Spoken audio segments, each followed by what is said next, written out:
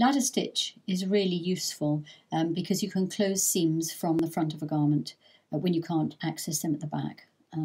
So what you do is you open the hole, and here I've left it open at the top, but that's just for demonstration purposes, for drawing purposes really. So what you do is you go in with your needle and thread through the hole and secure your thread on the seam allowance. So 1, 2, 3. That's secured our thread. And then you take your needle down into the hole and come up at the top where the fabric's rolled back on itself. Cross straight over, take the needle into the alternative roll of cloth and create a stitch around the back. Come in again, cross directly over and turn the needle so that it creates a stitch. Cross again and stitch again over to the other side. So you're taking a small stitch each side and then taking the thread as directly as you can over to the other side. Now when you think you've done enough, and it depends upon the weight of the cloth, then you come out of the seam and pull your thread along and yank it gently, and these seams will pull together and close your gap. Now I'll demonstrate. I'm going to demonstrate on a jacket where the sleeve, the seam that goes down the outer arm on a sleeve is split. Now you can see it's got lining inside it, and it's the lining is fully attached around the whole of the jacket, so it'll be difficult to get in there.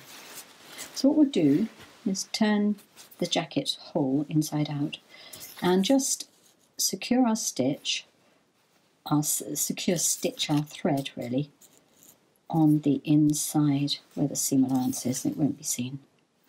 And then take it to the back, bring it up, bring the needle out quite close to the top. I was a bit low there. On the edge of the fabric, there. Now you can see that the fabric will automatically want to fold where it has been folded for years. And it's got a sort of little hole down here. There's a folded piece. So this is quite a tough jacket. I'm going to run it down the folded piece there and come up. Directly cross over and do the same. Directly cross over and do the same. Now this jacket is quite thick. The length of the stitches does depend upon how flexible your material is. Now it's starting to look like a ladder. So you do quite a few stitches in a row, because when you pull it together it should close the seam. There. I'll do some more and we'll speed the film up, I think.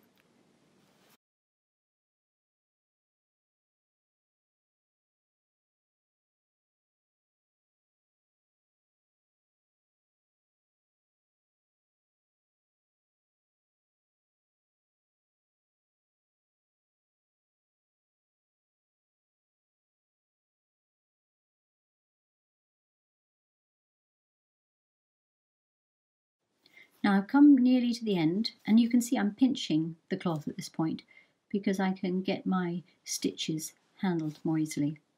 So I'm going to do one more across there, pull it tight, there we are, and I'm going to go in to the back. So go in. Now remember that I would normally be doing this in a navy thread. So I'm going to go into the back, pull it, do a couple of stitches. You'll see the yellow, but if it was a matching colour you'd never see this. There we are.